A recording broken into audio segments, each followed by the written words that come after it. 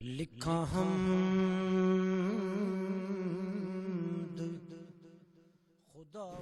بچے دنیا دار کا تصور یہ غلط ہے۔ ٹھیک ہے، دنیا میں جو بھی آتا ہے وہ دنیا کے کام کرنے کے لیے آتا ہے۔ صحیح۔ اس لیے صوفی بھی اگر اس معنی میں تو اسی دنیا میں جیتے ہیں، اپنا رزق کماتے ہیں، بچے حلال رزق سے۔ آپ نے صوفی سمجھ لیا ہے مانگ کر کھانے والوں کو، یہ صوفی نہیں ہے۔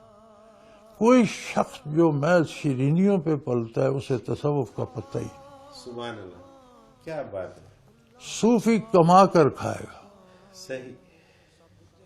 دنیا کے سارے کام کرے گا جن کا وہ مکلف ہے، شادیاں بھی کرے گا، اولاد بھی پالے گا، کاروبار بھی کرے گا، اس کے دوست بھی ہوں گے، اس کے دشمن بھی ہوں گے۔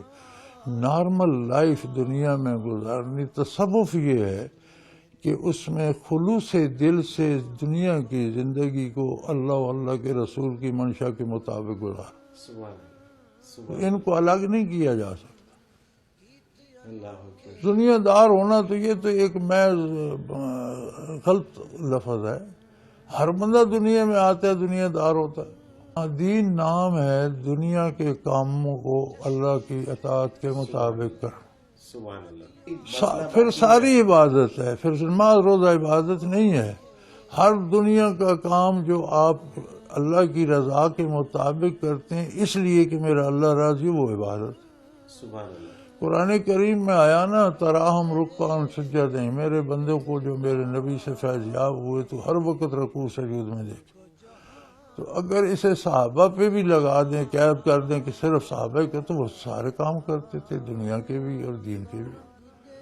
کوئی تجارت کرتا تھا، مرد میدان تھے، تلوار سے زیادہ شجاعت دیتے تھے، اللہ اکبر۔ اور اپنے دنیا کے بھی سارے، کوئی دکاندار تھا، کوئی تاجر تھا، کوئی کسان تھا، کوئی کھجوروں کے باغ لگا رہا ہے۔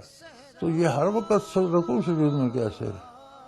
یعنی ان کا ہر کام اللہ کی اطاعت میں اتنے خلوص کے تھا جیسے وہ ہر وقت رکوع سجود۔ سبحان اللہ، سبحان اللہ۔ سارا دین ہی دین ہے، مسلمان کی دنیا کہاں ہے؟ بالکل صحیح۔ دنیا کافر کے لیے۔ تو حضور صلی اللہ علیہ وسلم کا ارشاد گرامی ہے کہ مومن کی دنیا بھی دین ہے اور کافر کا دین بھی دنیا ہے۔ بالکل ٹھیک۔